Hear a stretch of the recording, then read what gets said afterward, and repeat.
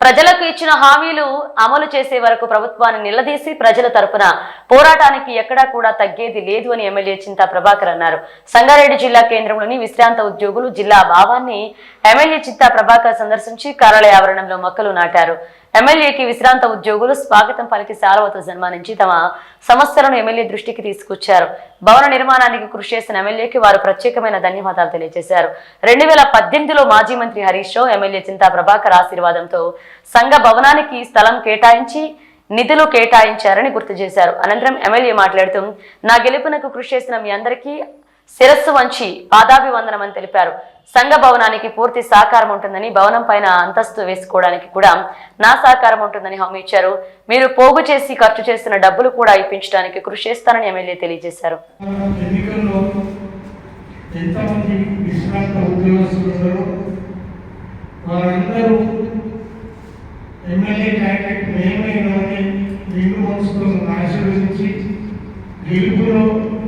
మీ ప్రధాన పాత్ర పోషించి గెలిపించిన మీకు మరోసారి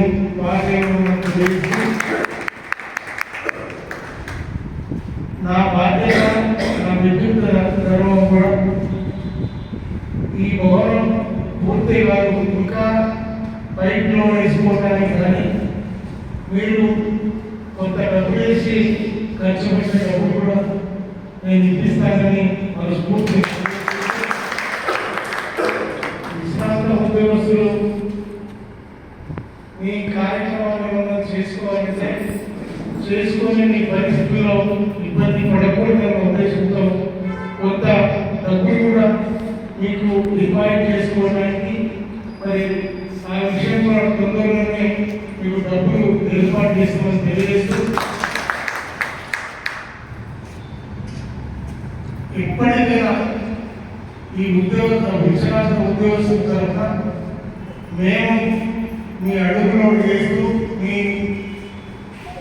ఉనికిని చాటేదానికి, మీ ఇబ్బందులను పంచుకోవడానికి మేము పోరాటంలో ముందుంటామని తెలియజేస్తూ మరి ఈ విషయంలో హరీష్ రావు గారు కూడా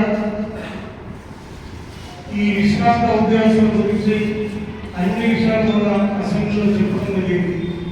మరి ఏదేమైనా మీకున్న ప్రతి సమస్యకు మేమే ముందుండి పోరాటం చేసి హక్కులు సాధించుకునే దాంట్లో మేము భాగస్వాములుగా ఉంటామని తెలియజేసుకుంటూ మరి ఈరోజు వెల్నెస్ సెంటర్ కూడా కరెక్ట్గా మెడిసిన్స్ దొరకలేదు, ఆ విషయం కూడా చెప్పడం జరిగింది. మరి ఆ విషయంలో కూడా మరి జాగ్రత్తలు తీసుకొని చేస్తామని మంత్రి గారు కూడా చెప్పడం జరిగింది.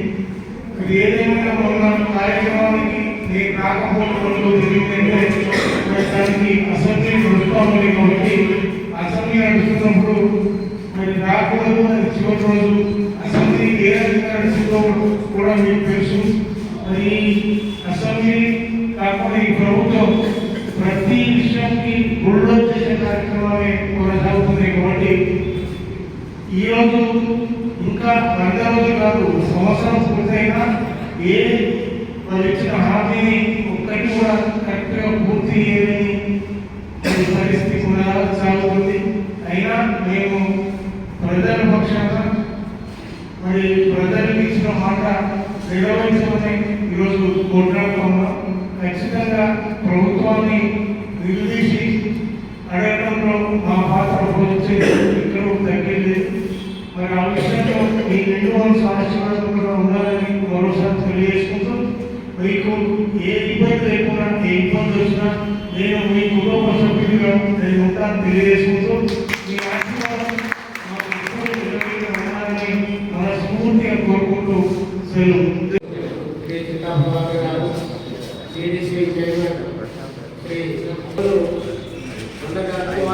కార్యక్రమాన్ని ఎందుకో సార్ లేకపోతే కార్యక్రమం వ్యక్తిగానే కనిపించింది. అందుకని మళ్ళీ సార్ మన బిల్డింగ్లోకి రావాలనే ఉద్దేశంతో ఈరోజు కనీసం సందర్శించండి, తర్వాత మమ్మల్ని ఆశీర్వదించండి పిలవడం జరిగింది. సార్ వచ్చిండు, దానికి వారికి ధన్యవాదాలు. మరి బిల్డింగ్ చరిత్ర చూసినట్టయితే 2011 అధ్యక్షుడి నుంచి అప్లికేషన్ పెడతా ఉన్నాము అందరి కలెక్టర్లకు.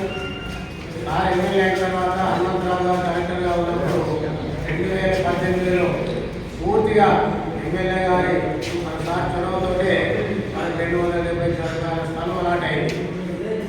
దాని తర్వాత కూడా పక్కకు యోగా సెంటర్కి ఇచ్చేటప్పుడు సార్లు కలెక్టర్ గారు రిక్వెస్ట్ చేసి కొంత స్థలం ఇచ్చుకుంటాను సార్ అంటే మరి లేదు అన్నది కూడా అది అలాట్ చేసేటప్పుడు మరీ మనం పిలిపించి ఇట్లా 11 ఫీట్ల జాగా ఇచ్చి పెడుతున్నాము, మీరు మంచిగా చెట్లు పెట్టుకోండి, మంచిగా వాడుకోండి అని మనకు ఉదయంతో సౌకర్యంతో మనకు అప్రయోజనం మనకు అది ఎంతో ఉపయోగపడతా ఉన్నాం. ఇన్ని రకాలుగా ధన్యవాదాలు చెప్తే తప్పనే ఇమీడియట్గా మళ్ళీ ఒక 10 లక్షలు శాంక్షన్ చేసాము. అది టెండర్ అయింది 10 లక్షలకు. ఆయన కాంట్రాక్ట్ తీసుకొని బేస్మెంట్ వరకే అయిపోయింది 10 లక్షలు అన్నాడు. తర్వాత కరోనాలో 2 సంవత్సరాలు అక్కడే పడుతున్నారు.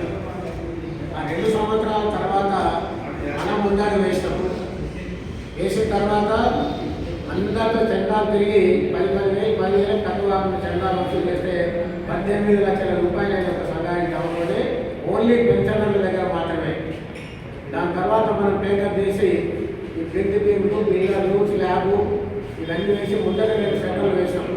ఇంకా పెద్దగా అయినట్లు లేకుండా ఇంకా కొంత అప్పు చేసి ముందర 2 సెంటర్లు వేసి ఇంటికి ఇచ్చి మెయింటెనెన్స్ ఉద్దేశంతో అట్లా ఇవ్వడం జరిగింది. 20 లక్షల రూపాయలు మళ్ళీ శాంక్షన్ చేయించారు.